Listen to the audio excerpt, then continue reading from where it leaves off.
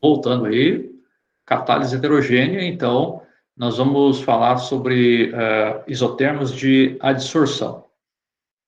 Eu estava comentando sobre a importância aí de catalisadores, né?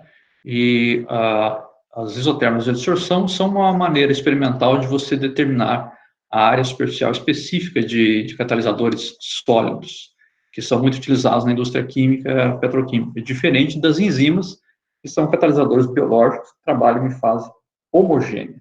Então, na indústria, geralmente, o pessoal na indústria química prefere trabalhar com catálise heterogênea. Precisamos definir algumas coisas, como adsorção. O que vem a ser adsorção? É quando você tem uma molécula ou um íon que pode estar ou na forma gasosa ou em uma solução líquida, dissolvida num solvente, em contato com alguma superfície sólida. Esse sólido pode ser um metal, tá? Um exemplo, catálise, que o melhor catalisador até hoje, depois de muita pesquisa, para a síntese de amônia, NH3, a partir do nitrogênio gasoso e hidrogênio gasoso, ainda continua sendo ferro metálico, tá? Mas você poderia também ter uma zeólita. O que é uma zeólita? São aluminosilicatos com diferentes formas e poros, tamanho de poros. É uma substância altamente porosa, é uma cerâmica, e que tem grandes propriedades catalíticas, muito utilizada na indústria petroquímica, por exemplo. Então, seja uma molécula de um gás que sai da fase gasosa e se liga à superfície de um sólido qualquer, ou seja uma molécula, por exemplo, ácido acético dissolvido em solução em água. Se você jogar carvão ativo na forma de pó de carvão, o ácido acético vai ser adsorvido da solução aquosa para o seu sólido. Você pode usar carvão ativo, por exemplo, na indústria de tratamento de água, né? Então, para remover cheiros, você põe um pouquinho de carvão dentro da geladeira, para quê? Para tirar o cheiro de comida estragada na geladeira. Então, as moléculas de gás que dão cheiro desagradável na geladeira são adsorvidas pelo carvão. Uma forma de você ativar, depois reativar esse carvão, é aquecendo ele até uma certa temperatura acima do ambiente, 120 graus, por exemplo. Bem, quando a molécula, seja gás ou líquida, ela se liga à superfície do sólido, então nós dizemos que aconteceu adsorção. E o fenômeno contrário, quando essa molécula sai da superfície do sólido e volta, seja para a fase gasosa, seja para a fase líquida em solução, então nós falamos de desorção, é o processo reverso. Tudo bem? Se, por exemplo, o ácido acético está na minha solução aquosa, então ele seria o adsorvato. Ou o nitrogênio gasoso, né, também poderia ser o nosso adsorvato. Ou seja, pode ser uma molécula gasosa. Oi? Alguém perguntou alguma coisa? Não. Ou pode ser uma molécula, então, em fase líquida. E o carvão ativo, por exemplo, o carvão ativado, ou o ferro metálico, seria o nosso adsorvente ou substrato, né? Então, é um material sobre o qual ocorre o fenômeno da adsorção. Em geral, temos sólidos porosos, tá? A zeólita é um exemplo de sólido poroso, carvão ativado é outro exemplo de sólido poroso, e assim por diante. Tá? Precisamos também diferenciar entre fisisorção e quimisorção. Fisisorção é uma contração do inglês, né? Physical adsorption, adsorção física. Nesse caso, nós estaremos lidando com interações de Van der Waals, do tipo dispersão de London, né? E de polo, entre a molécula do adsorvato e a substância adsorvente, o sólido adsorvente.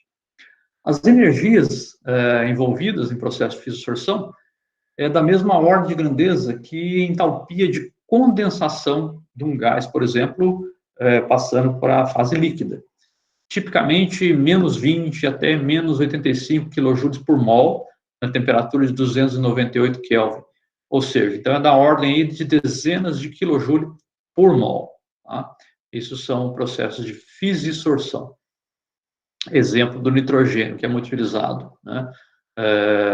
Para se medir área superficial, ou argônio, são moléculas que atuam dessa forma, é apenas uma dissorção física. Por outro lado, nós podemos ter a dissorção química, imsorção. É quando as moléculas ou íons se ligam na superfície do meu sólido adsorvente por ligações químicas, já em geral tipo covalentes, e se acomodam nos sítios locais, né, do adsorvente, de forma a maximizar a coordenação entre os átomos do substrato e a molécula ou íon, né, que está sendo adsorvido. Nesse caso, as energias são da ordem de centenas de kJ por mol. Por exemplo, a entalpia padrão de adsorção de etano gasoso, ou desculpa, etileno gasoso, tem que corrigir aí que é eteno, tá? E não etano. O etileno gasoso, C2H4, adsorvido sobre ferro, no estado sólido, ferro metálico, na temperatura de 298 Kelvin, é da ordem de menos 285 kJ por mol. Então, a quimisorção é tipicamente uma ordem de grandeza maior do que a fisisorção. É bem mais forte, né, a ligação, nesse caso. Vamos também precisar de um conceito que se chama grau de recobrimento θ, representado pela letra grega aí, θ. Qual que vem a ser isso? O grau de recobrimento é o quanto da minha superfície, do meu adsorvente, estiver recoberta. Antes da gente pensar no carvão, que é cheio de poros, ou na zeólita, que é muito porosa, vamos pensar na ideia de superfície. Vou pegar um exemplo que não tem nada a ver com química, mas acho que vocês vão entender qual é a ideia. Então, para quem gosta de jogar xadrez, nós temos aí, né, a figura de um tabuleiro de xadrez, que é um tabuleiro 8 casas por 8 casas, portanto, um total de 64 casas disponíveis, né? Aí está em verde e branco. As brancas e as pretas, né?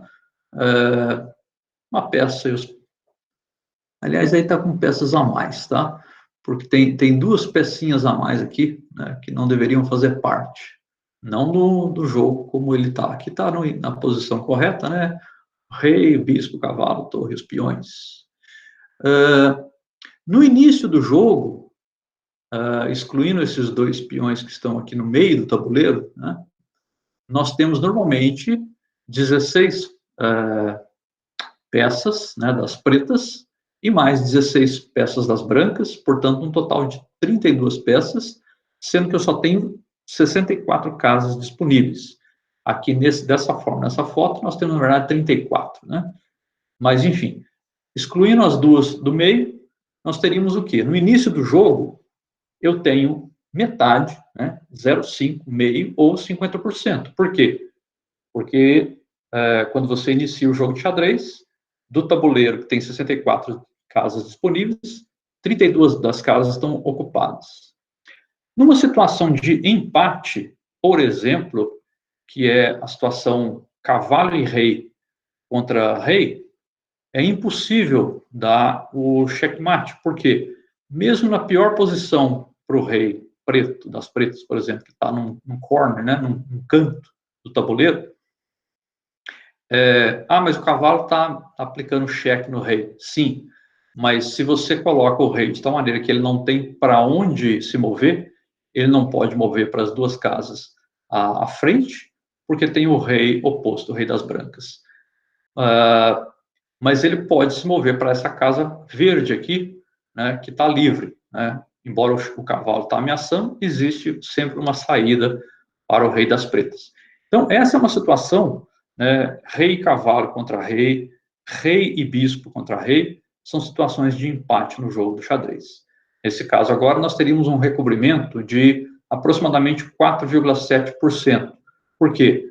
Novamente, os 64 casas são sempre as casas que o tabuleiro de xadrez normal tem. Como eu tenho 3 casas ocupadas, então é 3 por 64. Então, isso é só para exemplificar o conceito de grau de recobrimento. Agora, voltando à química. Então, eu tenho lá um sólido, eu pego 1 grama de carvão. Esse grama de um carvão, ele vai depender das condições de síntese, da pirólise, em que temperatura que eu fiz, se era uma atmosfera inerte, como nitrogênio e argônio, ou se era uma atmosfera oxidante, né?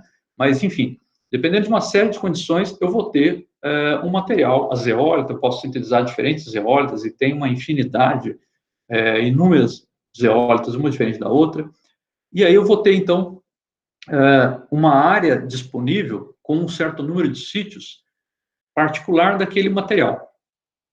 Esse grau de recobrimento θ, portanto, ele é entre 0, né, ou 1. Ou seja, ou eu não tenho... Quando que é 0? Quando o meu adsorvente ainda não adsorveu nada. Nenhuma molécula da minha substância foi absorvida. E vai chegar um momento em que eu ocupei todos os diferentes sítios que aquele adsorvente podia oferecer. Quando eu ocupar 100% desses sítios, então o meu grau de recobrimento é 100. Se eu colocar 64 peças no tabuleiro de xadrez, então eu atingi 100% de recobrimento. Ok? Então, essa é a ideia de grau de recobrimento. Ele também pode ser expresso pela razão entre o volume de gás da substância adsorvido e o volume de uma monocamada. O que vem a ser agora o conceito e a ideia de monocamada?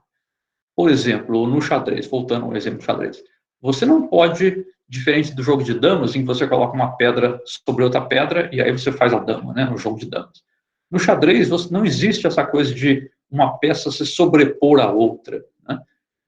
Se uma peça vai ocupar o lugar de outra, então você tem que tomar aquela peça é retirada do jogo, né?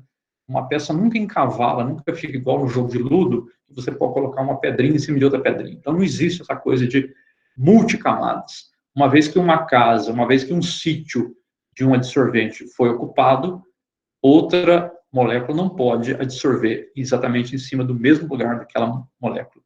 Portanto, à medida que eu vou recobrindo, vai chegar uma hora que eu saturo, né,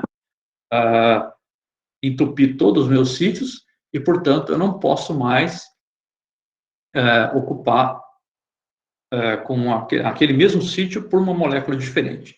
Então, essa é a ideia do volume da monocamada, ou seja, uma única camada, certo?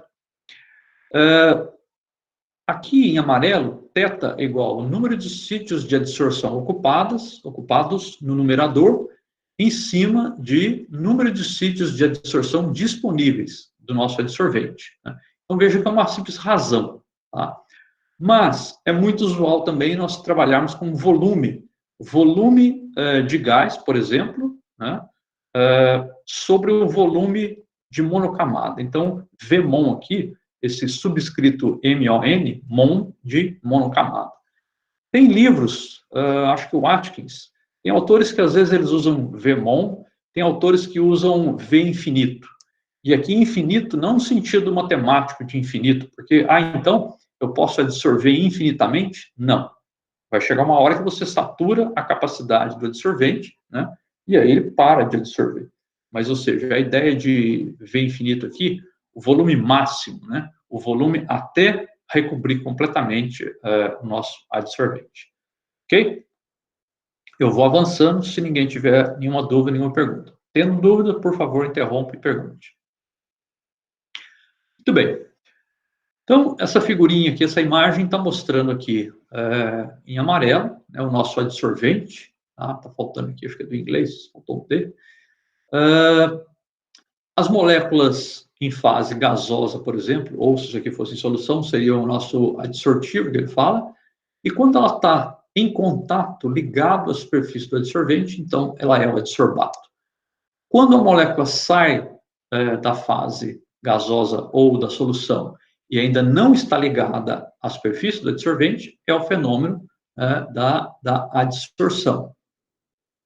Quando uma molécula do adsorbato já ligado volta para a fase gasosa ou para a fase líquida, então, como nós já dissemos, é a dessorção.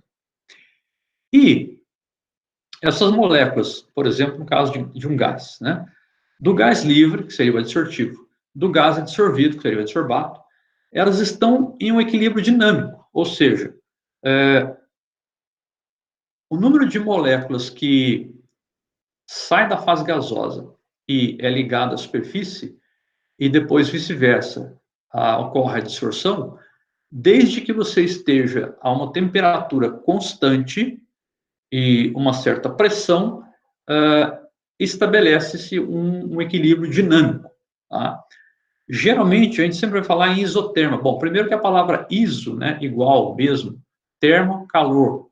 Então, aqui no sentido de mesma temperatura. Não tem sentido você medir uma isoterma de adsorção se você começar um experimento num dia frio e ao longo do dia, lá na hora do almoço, está 25 graus, 30 graus dentro do laboratório. Então, você tem que sempre fazer esses experimentos com um aparelho que controle a temperatura, tem que ser termostatizado, né? Portanto, isotermo. Então, numa temperatura constante, ou seja, isoterma, a curva da variação daquele grau de recobrimento θ com a pressão parcial de um gás adsorvido ou concentração da substância dissolvida na fase líquida é chamada isoterma de adsorção. Esse primeiro exemplo, nós vamos principalmente falar de gases, até porque o equipamento que geralmente mede a área superficial de sólidos, catalisadores, trabalha com nitrogênio ou argônio. Nitrogênio é mais barato, né? Então geralmente se usa nitrogênio, tá? Portanto, na fase gasosa. Esse senhor aí, né, no canto esquerdo superior, Irving Langmuir, foi um americano que ganhou o Prêmio Nobel de Química em 1932 pelos trabalhos dele em química de superfícies. Trabalhou até aposentar em 1950 na General Electric americana e desenvolveu lâmpadas incandescentes na época, né? Hoje todo mundo estava usando lâmpada de LED, mais econômica, etc. Mas imagina 70 anos atrás, isso quando ele se aposentou, né? Na minha infância a gente ainda tinha, vocês também talvez tenham visto, né? Vocês já pegaram as lâmpadas fluorescentes, agora está na moda a lâmpada de LED, praticamente já não se fabrica mais, com pouquíssimos países no mundo é que ainda fabrica lâmpada incandescente de tungstênio. Então, era um filamento de tungstênio que tinha que ficar num bombo de vidro a vácuo, né? E a hora que você liga o interruptor, passava a corrente elétrica, o filamento de tungstênio ficava incandescente pelo passar da corrente, e com isso gerava luz e também muito calor, né? Desperdiçava muita energia. Bem, Langmuir fez, entre outras coisas, além de trabalhar com lâmpada incandescente de tungstênio, ele estudou muito a dissorção de gases, justamente por causa desse problema das lâmpadas, né? E ele tem, então, a chamada isoterma de Langmuir, ele propôs, né, fez algumas hipóteses sobre a dissorção. A primeira hipótese é que a dissorção não passa de uma única camada, é a tal da monocamada. Tá? Isso ele está assumindo isso, é uma hipótese no modelo de Langmuir. Segundo, todos os sítios de adsorção disponíveis no adsorvente terão a mesma energia de interação com as moléculas do adsorbato. Ou seja, os sítios são equivalentes. Não tem um sítio que seja mais favorável a absorver uma molécula do que outro. Então, ele assume, ele considera que todos os sítios sejam iguais. Terceiro, a capacidade de uma molécula ser absorvida num sítio disponível, né, um sítio que seja livre, não depende de sítios vizinhos estarem ocupados. Ou seja, não há interação entre as moléculas que estão adsorvidas, já foram adsorvidas antes, de uma próxima molécula que venha algum tempo depois e se adsorver também. Tá? Então, uma não atrapalha, uma não interage com a outra. Então, essas são as três hipóteses do modelo de adsorção de Langmuir. Muito bem. Voltando lá à nossa figurinha de um equilíbrio agora dinâmico. Se é um equilíbrio dinâmico, significa que a velocidade do processo de adsorção se tornou igual à velocidade do processo de desorção, quando a molécula sai da superfície, desliga essa ligação fraca aqui e volta ou para a fase gasosa ou para a solução do líquido. Então, se nós representarmos o adsorbato, né, a substância que vai ser adsorvida, em fase gasosa, mais M poderia ser metal, pode ser um material, tá? Na fase sólida, em equilíbrio, dupla seta de equilíbrio, então, agora AM, ou seja, a superfície já contendo a molécula do nosso adsorbato. Se a gente lembrar lá das aulas anteriores, de velocidade, né, então, a velocidade de adsorção, ela é diretamente proporcional ao número de sítios locais livres no nosso adsorvente.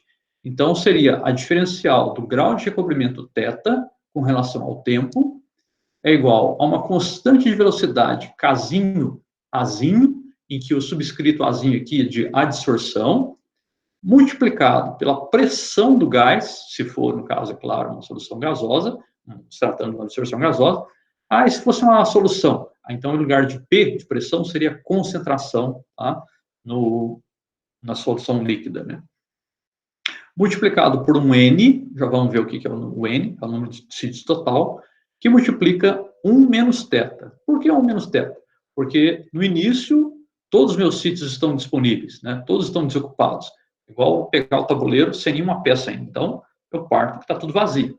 Mas, à medida que eu for aumentando o grau de recobrimento, ele sai de zero, ou seja, no início, θ é igual a zero. Mas, à medida que vai ocupando os lugares, esse θ vai aumentando, portanto, a velocidade também tende a diminuir com o passar do tempo, porque cada vez mais vou ocupando os sítios disponíveis. Okay? E a velocidade de desorção, ela vai ser diretamente proporcional ao número de sítios ocupados. Então, agora, a diferencial do grau de recobrimento dθ com relação ao tempo é igual a menos uma constante de velocidade de desorção que multiplica n multiplicado por θ. Por que multiplicou agora por θ? Porque para eu dessorver, eu só posso pegar aqueles que já estão ligados ao adsorvente, né? Então, agora aqui é multiplicado por θ. Por que menos? É mais no sentido de simplesmente dizer desorção. Então, esse sinal de menos aqui, você pode pensar também, igual em física, que é simplesmente o sentido, né?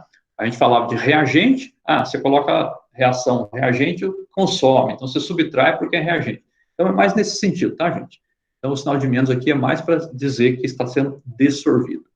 E N é o número total de sítios, que isso é uma propriedade do adsorvente, do material que você está utilizando, então, que você quer analisar. Professor. Sim. Eu estou com uma dúvida aqui. A gente utiliza o catalisador para a gente diminuir a energia de ativação e, assim, a reação ocorrer mais rápido. Como nesse caso da heterogêneo, o senhor está falando que esse mecanismo ocorre por adsorção, então o aumento da velocidade e eficiência do meu catalisador está diretamente relacionado à quantidade de reagente dissolvido, de catalisador dissolvido no meu reagente? Desculpa, quem está falando o nome? Bituel. Oi? Bituel. Oi, Bituel, tudo bom? Desculpa perguntar, porque como para mim também minha tela está inteirinha ocupada pelo slide, então eu não vejo quem é que está perguntando. Então, Bituel, acho que você está misturando dois conceitos aí. Uma coisa, você falou da energia de ativação e a velocidade de uma reação catalisada. Agora, esse catalisador, ele vai ser tanto mais eficaz quanto maior a área específica dele também. Então, se eu tiver um catalisador, vamos pegar a zeólita. Se eu comparar uma zeólita que tem a mesma composição química, vou chamar de uma zeólita A. Só que a minha zeólita A, ela tem, digamos, 50 metros quadrados por grama, tá? Área específica.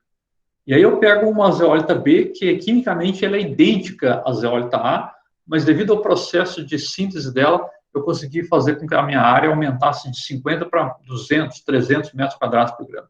Então, eu vou ter uma área eficaz para catalisar a reação muito mais efetiva.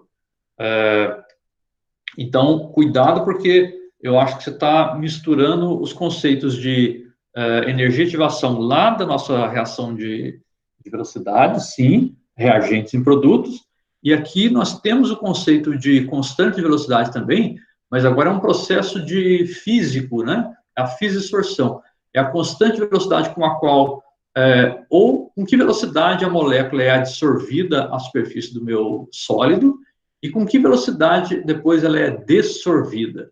Então, vai chegar um momento em que essas velocidades vão se igualar, mas o valor da constante de adsorção e da constante de desorção não necessariamente são iguais. Quando você fala de energia de ativação, eu poderia até pensar numa energia de ativação dessa adsorção. Mas como a gente estava falando, é importante manter a temperatura constante, isoterma. Então, embora, se você estiver interessado em estudar catálise, né, heterogênea, e estiver usando uma substância como catalisador, talvez até seja, não sei se é iniciação científica que você faz, o que é, né? Talvez você esteja trabalhando com isso. Então, é mais no sentido de que um parâmetro importante de um catalisador heterogêneo é a área superficial específica. Nós vamos chegar depois nessa... Como que se calcula, como que se obtém essa área superficial específica? Mas aqui, embora tenha assim, um conceito de velocidade, aqui é a velocidade de um processo físico de adsorção, e não a velocidade no sentido de reação química da transformação de A em produtos P, né? Aqui, na verdade, é um equilíbrio físico, tá? Em que a molécula no estado gasoso se liga à superfície de um sólido, formando aqui uma superfície combinando o sólido e as moléculas do adsorvente, né, do adsorvato, desculpa, e depois retorna. Não sei se eu consegui me explicar, Bituel. Não, conseguiu sim, professor. Obrigado. Não por isso. Ok. Posso seguir em frente? Pode sim. Alguém tem mais alguma dúvida, gente? Se não, vamos lá, então. Qualquer coisa, pode interromper à vontade.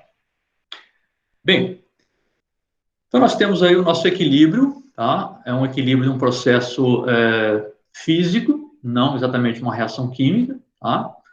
Por que não uma reação química? Porque se a molécula se ligar de forma irreversível à superfície do sólido, isso pode acontecer sim, mas aí é o que a gente chama de envenenamento do catalisador.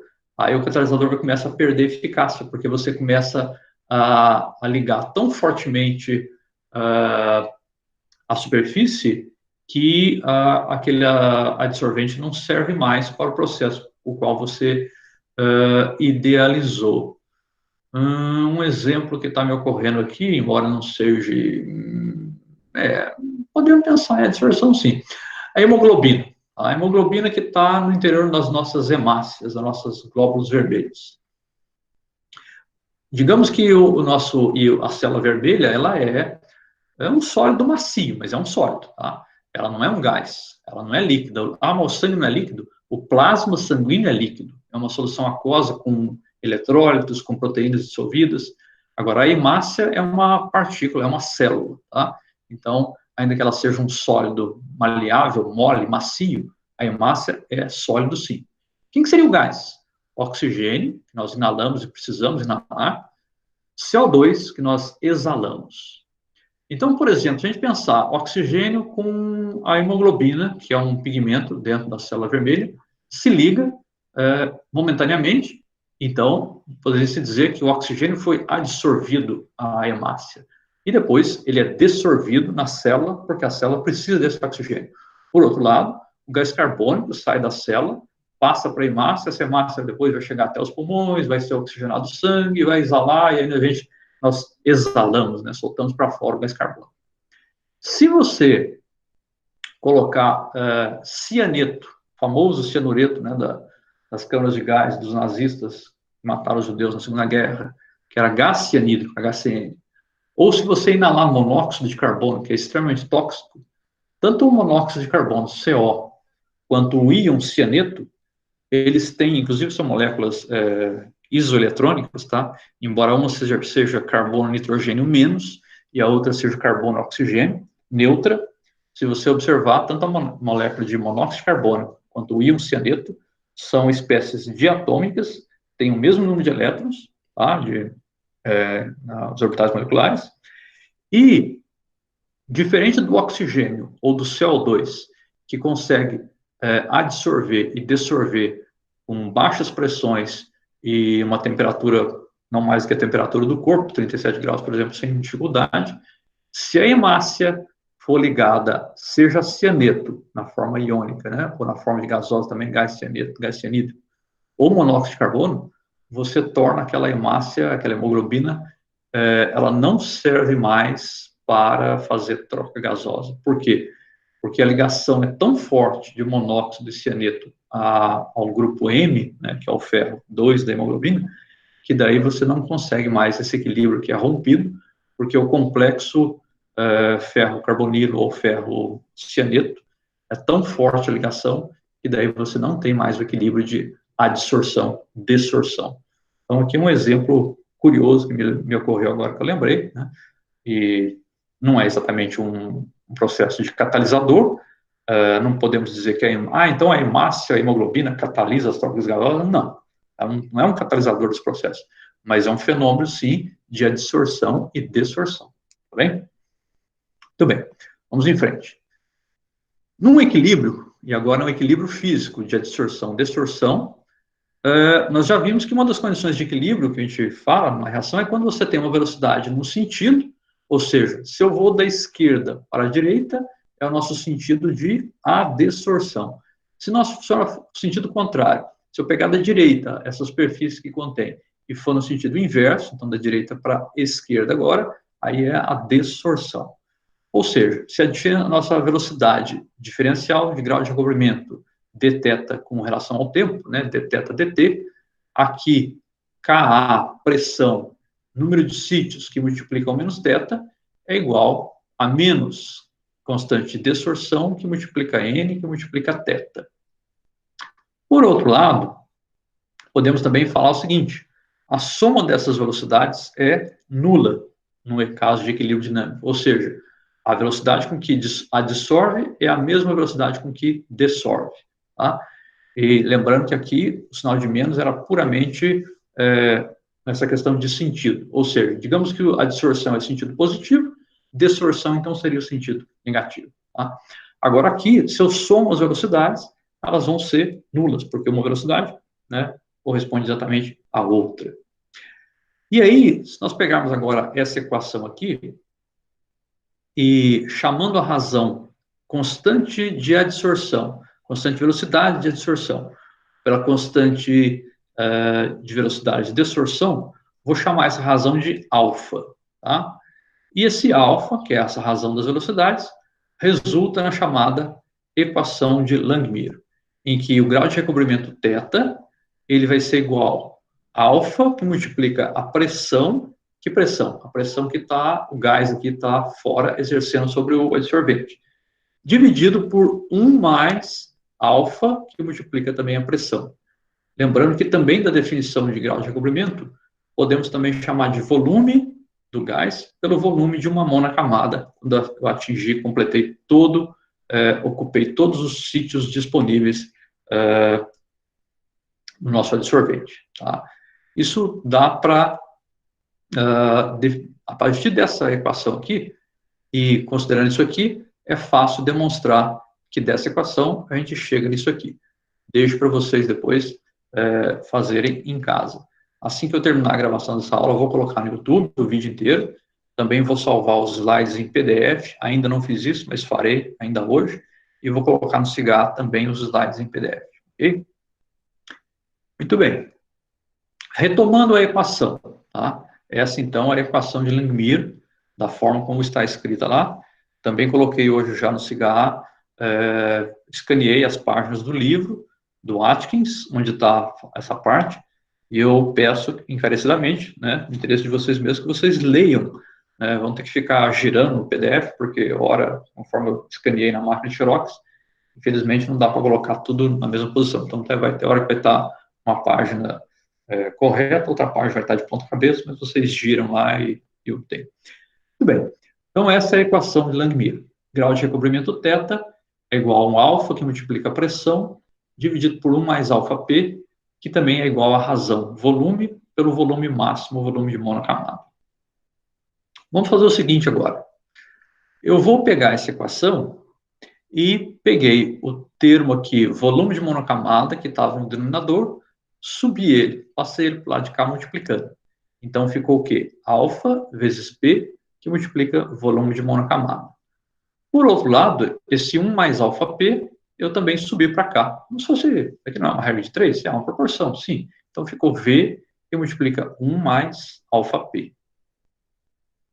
Que, de outra maneira, também posso fazer o seguinte, eu posso agora pegar esse V, que estava desse lado aqui, na equação, né, da igualdade, e vou descer.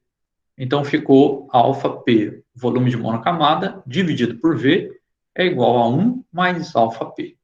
E aqui eu estou destacando em amarelo o alfa e o volume da monocamada. Por quê? Então, na sequência, eu agora vou fazer o seguinte. Olha lá, pressão e volume. Então, eu vou deixar aqui P dividido por V.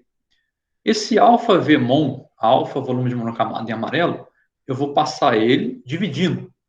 Como passo dividindo, então eu vou ter uma soma aqui, e aí eu vou ficar, então, com duas parcelas nessa soma.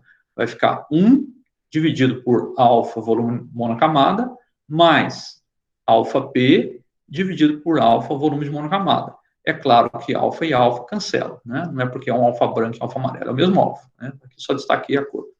Então, restou o quê? Restou P sobre V, pressão dividido por volume, é igual a 1 dividido por alfa, volume de monocamada, mais 1 sobre o volume de monocamada, que multiplica a pressão P. Isso aqui lembra alguma coisa? É a equação do quê, hein, gente? Se nós colocarmos P por V no eixo Y e P de pressão no eixo X, é a equação de uma reta, né? Então, 1 sobre volume de monocamada corresponde ao coeficiente angular de uma reta, e 1 sobre alfa volume de monocamada, desculpa, corresponde ao coeficiente linear. Vamos ver um exemplo, tá? Esse é um exemplo que está lá no Atlas.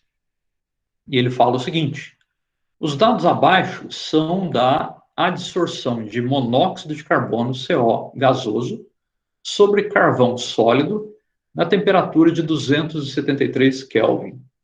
E aí ele pede verificar se a isoterma de Langmuir é válida e calcule a constante alfa e o volume de gás correspondente ao recobrimento completo, isto é, θ igual a 1, né, 100% de recobrimento, que corresponde o quê? Ao volume de uma monocamada.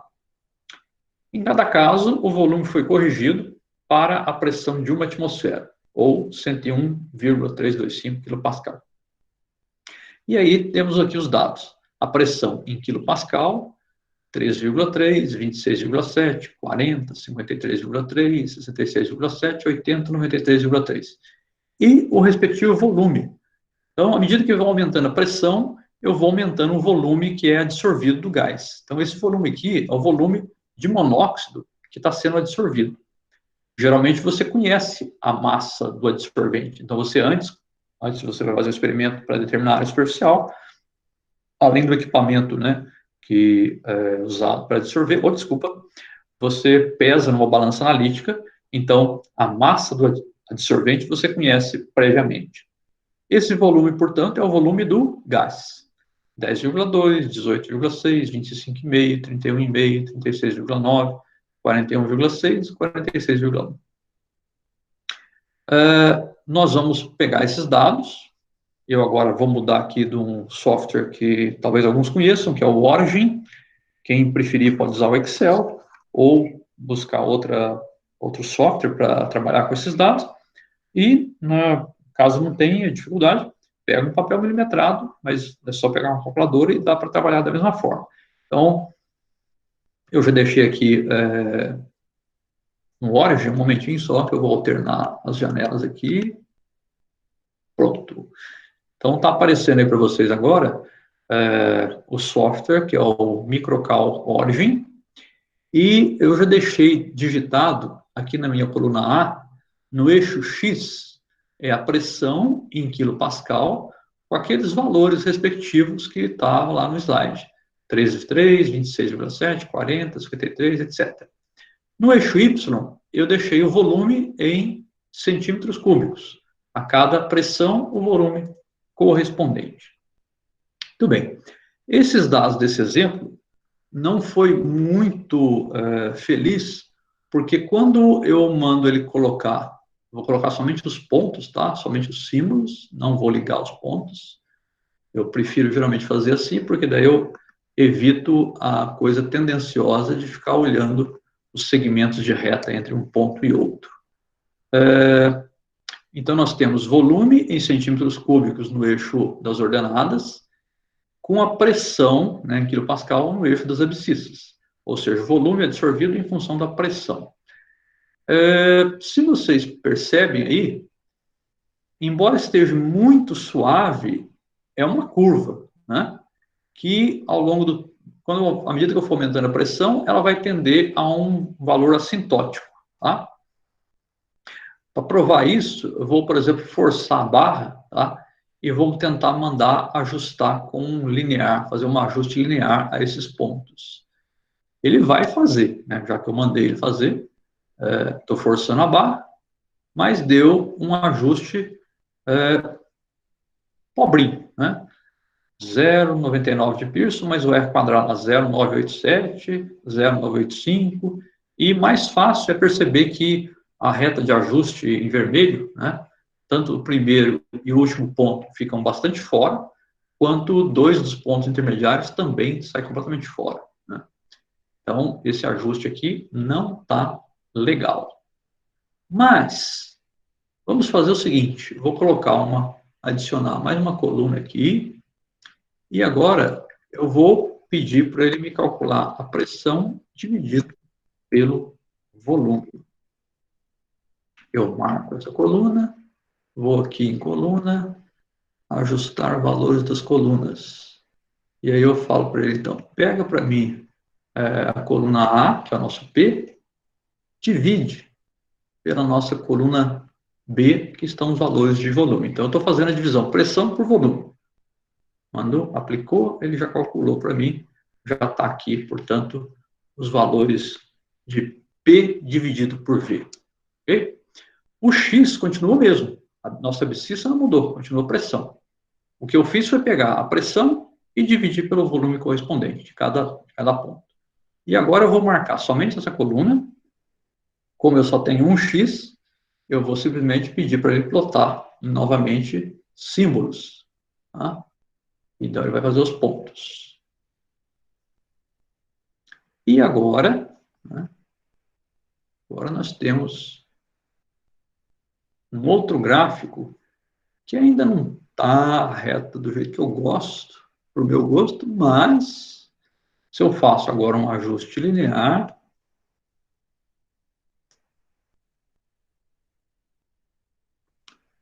comparado à reta anterior, melhorou bastante, um pouquinho pelo menos, não muito. Tá? Esse foi um exemplo que eu peguei exatamente como está no Atkins. Não considero que seja o exemplo ideal para a gente poder fazer essa comparação, ok? Mas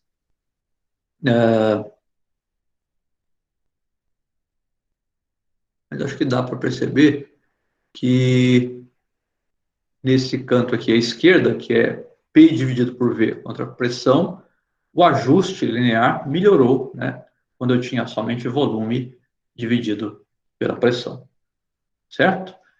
Bom, aí eu tenho, então, inclinação, slope, 0,00904.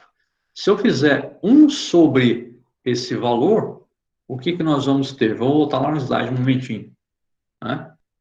Quando nós pegamos o coeficiente angular, que é a inclinação da reta, se eu fizer o valor dele recíproco, eu vou obter o quê? Justamente o valor do volume de monocamada. Então, eu vou pegar o quê?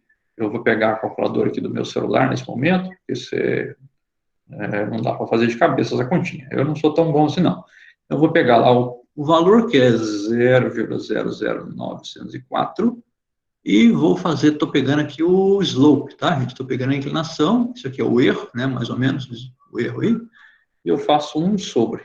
Deu 110,62, tá? O que é o número 110,62? Seria o valor de um volume de monocamada para o nosso caso aqui, então. Portanto, eu tenho 110,62 o quê? Centímetros cúbicos, que isso é o volume da monocamada.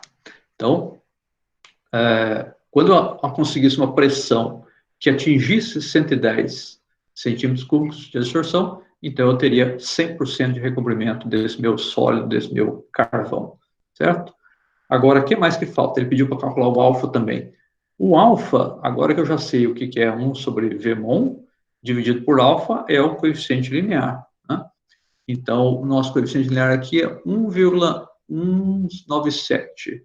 Então, se 1,197 é igual a 1 sobre alfa Vmon, então eu posso fazer o quê? O alfa passa a ser igual a 1 dividido por 1,197 vezes o nosso 110,62. Então, eu posso pegar o valor que eu encontrei aqui de volume de monocamada, multiplico pelo coeficiente linear, que é o intercepto, ou seja, onde ele vai, onde a reta iria, né, encontrar o eixo y, né? Vamos multiplicar por 1,19723. Estou pegando aqui o coeficiente linear, ok? Essa multiplicação dá 132. Fazendo 1 sobre isso, vai dar 0,0076 aproximadamente. Então, o nosso alfa aqui, que é o que ele pede, que é a relação entre a constante de adsorção pela constante de desorção, ela teria o valor de 0,0076. Nesse caso, é 100 unidade, tá? Adimensional. Então, as respostas aqui para esse caso, para esse exercício, seria o quê? Então, quero colocar uma caixa de texto. Seria um alfa igual 0,0075. Arredondando 0,0076. Seria isso. Tá? Então, com esse tipo de análise, a partir de dados de pressão e volume, a gente consegue, na isotérmica de Langmuir, chegar no volume de uma monocamada e no alfa, que é o que ele pediu no exemplo. Claro que equipamentos hoje de análise de área superficial, você só tem que fazer as operações no laboratório e o software faz toda a análise, inclusive calcula tudo isso para você. Mas é sempre importante a gente entender o que é a teoria que está por trás dessas análises, né? Senão você fica mero técnico, fica operando botão, operando aparelho, mas sem a menor noção de como que foi desenvolvida a teoria e como que aquilo foi calculado, certo? Voltando lá aos slides, se alguém tiver alguma dúvida, alguma pergunta sobre o Orange, pode ficar à vontade. Então, esse seria o exemplo que foi resolvido ali no caso do Orange. Pode fazer no Excel também, claro, ou outro software qualquer, ou mesmo papel milimetrado também, vai dar um pouco mais de trabalho, é claro, né? E nesse link aí do YouTube, tem um exemplo de uma análise da Quantachrome, sem fazer propaganda, porque eu não ganho nada da Quantachrome. É uma empresa multinacional, se não me engano, acho que é sediada, acho que é americana, nos Estados Unidos. Ela fabrica e vende equipamentos, tem outros também, tem a Micro, Meretix, tem vários equipamentos, vários fabricantes que fabricam equipamentos de adsorção gasosa, justamente para você poder medir a área superficial de sólidos. E tem diferentes modelos. Você pode usar um modelo de isotérmico do Langmuir, tem um outro isotérmico que chama BET, que nós vamos ver na próxima aula, quarta-feira, tá? Então, tem diferentes modelos. Esse link vai estar aí disponível para depois vocês, recomendo, né, que vocês assistam. Ele tem legendas em inglês, mas ele vai mostrar passo a passo qual é o procedimento experimental no laboratório para você poder chegar numa análise de área superficial, tá certo? Com isso, gente, eu termino essa aula de hoje, que era só sobre isotérmica de Langmuir, e pergunto agora se alguém ficou com alguma dúvida, se alguém tem alguma pergunta, como que eu fiz esse gráfico, ou está todo mundo entendeu, sem dúvida, e aí, gente, como é que é?